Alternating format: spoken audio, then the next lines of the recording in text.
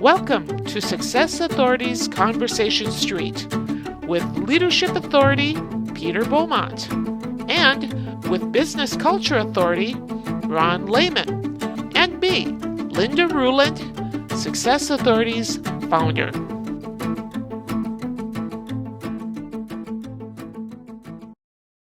Basically, I did come from the sales field. I grew up in sales and spent most of my career in sales as a salesperson and then as a consultant who worked specifically on product launches. That was my absolute favorite thing to do. And then I lost all my business in 2000 because I was working with two very large corporations booked out for 6-8 months in advance, and they both came under pressure from Wall Street at the same time. And Wall Street said, "Thou shalt deliver better earnings." And so anybody who's not on staff was pretty much let go. So that gave me a whole change in my career because I just stopped. Everything stopped, and it allowed me to, rethink what I wanted to do. And then I came back, refocused, and nobody answered the phone. All calls rolled to voicemail, and nobody responded to my emails. Other than that, it was really easy to get a hold of an executive. But that did lead me to study things and then take what I was doing and write them in books. My life changed significantly a few years back when my husband died, and shortly after that, my mother died, and then my father died. And everything stopped. I mean, it was just like it was time to reevaluate my life. And all I could think about at that time was, how can I take what I've learned in my life and apply it to make a bigger difference in the world outside of the sales field? In an area that, that I was feeling a particular need in, and the polarization of America. And it just, I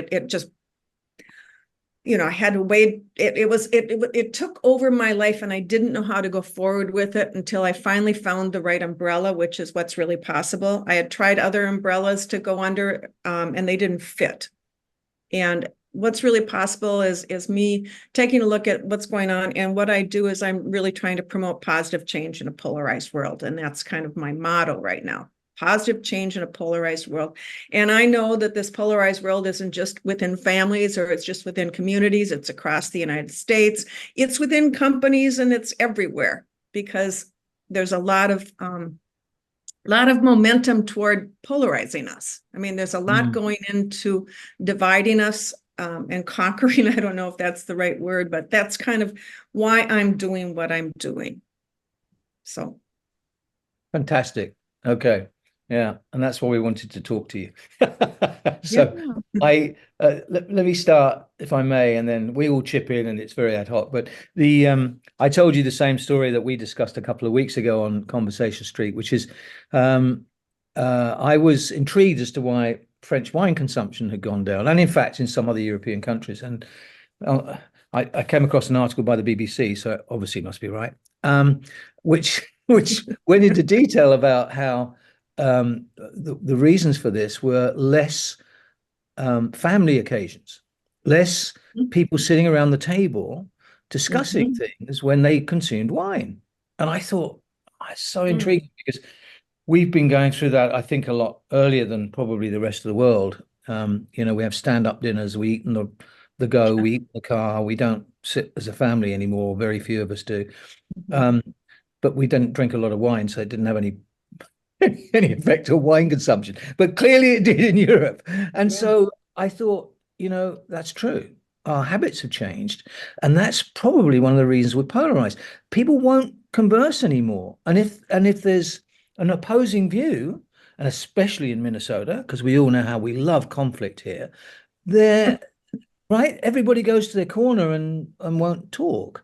And that led us to say, well, you know what? Is conversation one of the things that we're missing here in society generally? And so that became the subject we thought we'd like to discuss, and have you on to help us discuss it. Well, yeah, I would be glad to. And let me just say, you talked about family dinners, and we're not gathering together, but we're not gathering together in the workplace either anymore. In most cases, where people are having to deal with a vast majority of their employees, in many cases, working out of their homes, not in the same city. They never get together. They don't go down to lunch together and say, let's grab a bite and let's just talk and get to know each other as human beings, as opposed to just a cog in a wheel. I mean, we don't know each other. And if you're running a company or managing a team of any sort, it's critical for the performance of the team to know each other at a deeper level.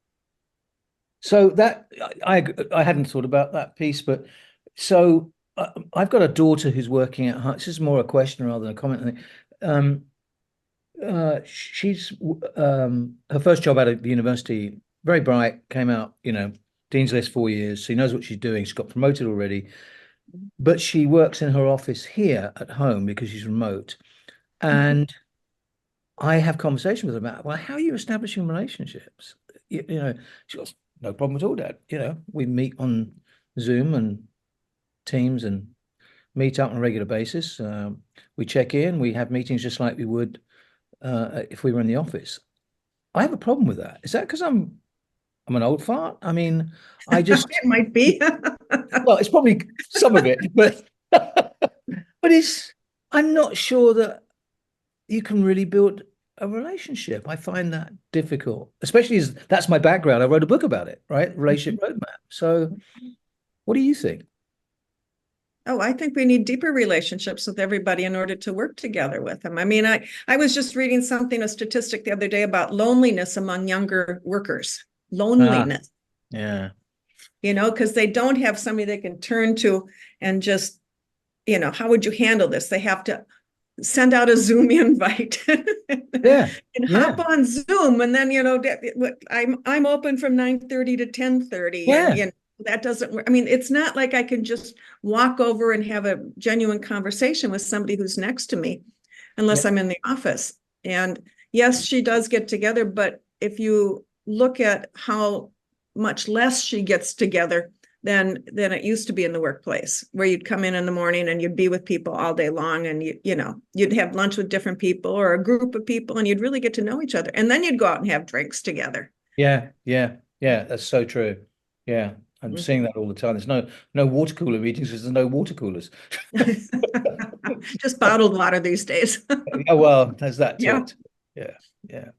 So I think because that links nicely to conversations are so important to build relationships, but I think that it's proximity as well.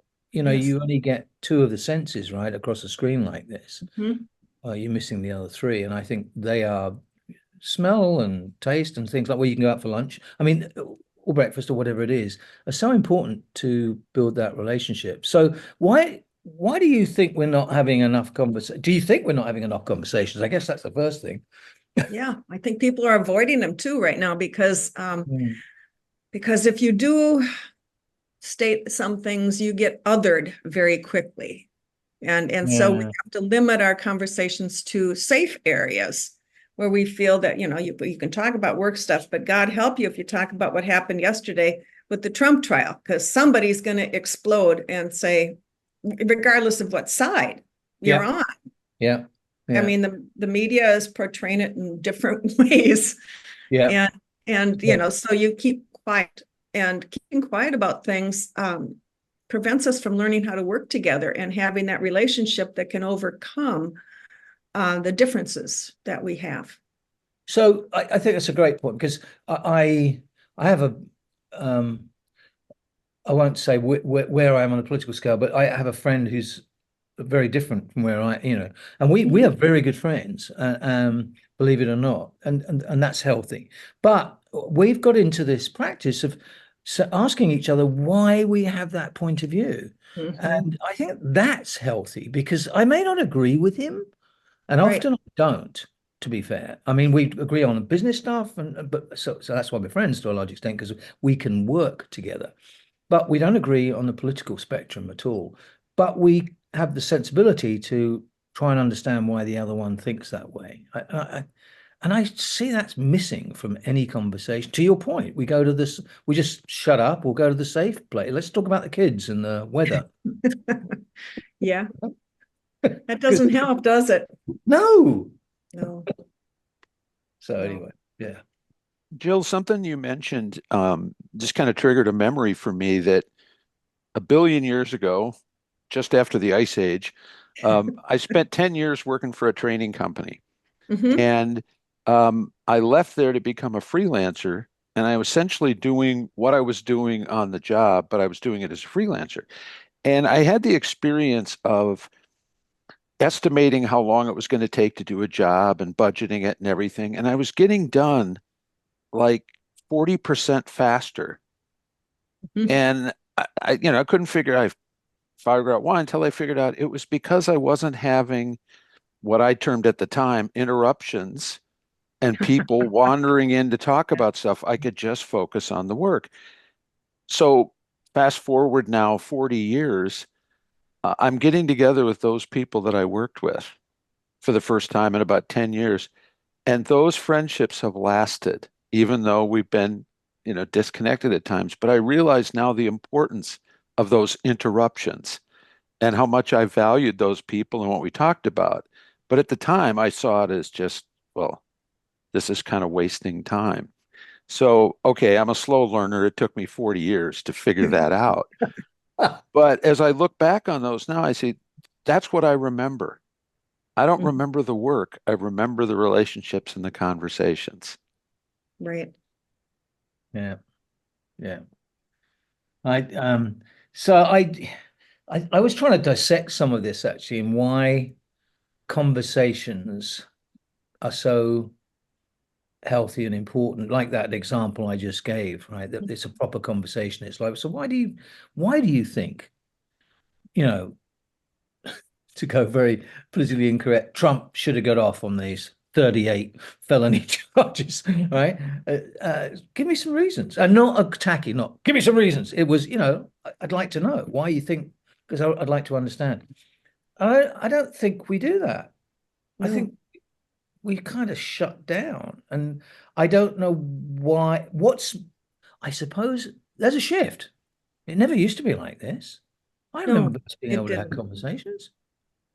No. Well, I don't think that anything was as quite as polarized as, I mean, I think about when I grew up and there were certain things we didn't talk about. We didn't talk about our income. We didn't talk about religion and things like Right. that. I mean, those were kind of off limits in social conversations, but um, the polarization and the othering of each other and the demonization of the others has Yeah. has changed in the last, I don't know, 10 years, Yeah, probably 10, maybe I think. more. You're right. Yeah. I mean, what do you guys think?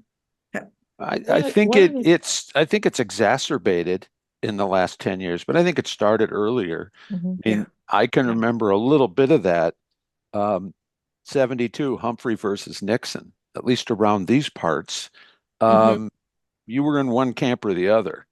And, so fascist or lily-livered liberal, those were, but it didn't have the energy that it does now. And it No, wasn't, I'm going to base everything I believe about you on this one thing. That's That's right. kind of, I think, what shifted. It's like, here's the first thing I need to know about you and the last thing I need to know about you. Um, mm, and of course, all the noise around us, it's easy to uh, you know, throw stones and have bad information and good information flying around. So, but I think it is much more intense now than it was. well, I think I social like media has really played into that too, in terms of really, really dividing people. Mhm. we're yeah. subject to it because of the technology. I saw a huge difference when we started using email in the workplace. And yes, I remember a time when we didn't. Me too. Me too. But what happened is people didn't have to talk to each other anymore. And from that, we had people bringing in their laptops into the conference room where they could look busy, whether or not they were, who knows? But there are ways to get around it. And I remember auditoriums of people with cell phones when cell phones first came out, and they were preferring to talk to the people on stage via the cell phone rather than to address them as a human being. And I just think it's something that has compiled and grown and reached a point of, I'm going to say, absurdity to Mhm. where we are today, which leaves us totally susceptible to however the technology via the media wants to shape something. Yeah. And I, Susceptible. It's yeah, true, and isn't it? I think we have so many choices in how we communicate that if I Yeah. want to avoid a conversation, it's really pretty easy. I send an email and then pretend that you agreed with it until you respond. But I can pretend that I was understood, and plus I can craft that. When you're talking to someone, it's tricky unless you've prepared a speech, which we all have done. But so I have some choices if I want to avoid a real give and take, at least in that moment. And I think it's that's a crutch we can use if we don't really want to have, because we don't know what the other person's going to do. And if I have a bit of a control issue, I'll just send an email and then I've controlled at least. And as I said, I can pretend that I've communicated. But I just find, and this is easy to say, but difficult to do, but the more emotion, uh, um, the more potential for emotion a conversation has, the more I think it needs to be face to face. Yeah. Next step down is telephone. Next step down. But if I really want to resolve something, that's what I have to do. First, spending several hours overcoming my fears. That's the But challenge it with all. seems like I agree, Ron, but it seems like we reversed that. Well, yeah, we do tend to, I mean, us humans, I do it all the time. I can respond. How I respond will determine whether we're going to continue the conversation. So I've learned on text, if I just do a thumbs up, then I'm done. And Mhm. that sends the message, we're done now. Um, we don't have to go back and forth for 2 hours. And if we do, I'm going to pick up the phone because I can't take it anymore. Um, Yes, but but you're one yeah, of these few people that use a phone, Ron, I know. And for what it but was originally, invented for. okay, but as long as I'm admitting to all my faults, let me tell you this one. I count on the fact that no one answers their phone because I call, I leave a message. I tried. I'm the good guy here. And I'm not proud of that. But but it's the amount of thought that I put into avoiding conversations that I find fascinating. Um, and I don't think I'm by myself on that one. I'm trying, this is how I've turned out so far, but I'm hoping to be better. But what I find is if I can save myself a lot of energy if I just have the conversation, as opposed to spending hours imagining how it's going to go and working on what I'm going to say and what they're going to say. It's just like, you know, talk to them, see what happens. So this explains why I keep getting these calls from you at like 12 o'clock at night. It's one explanation, I worry about your either or point of view. I think it's both and, Peter, but uh, yeah, I'm fast asleep by then, so that's not me. Yeah, Yeah. yeah, but you know what? Technology, you can actually Yeah, record these and anyway. yeah. But bringing it back to the workplace, I think both the distance of Zoom and remote working and stuff, but even at that, I think um, I've heard tale of there are controversial subjects in the workplace, not just political or personal, but there are business things that we don't bring up because, as you said, Jill, you're not a team player because you want to have a conversation. You keep bringing up the negatives and why this won't work or whatever it is. And uh, what you have is kind of a lot of conversation stoppers. Mhm. And one of the things we talk about all the time is as a leader, how do you create an environment? And I guess it starts with the leader, but how do you create an environment where people feel it's okay to bring up concerns or alternative views? Hmm. I'm going to jump in here now too. I have a good friend who runs an organization called Creating the Future, and she writes primarily and does work primarily with nonprofits. It's creatingthefuture.org.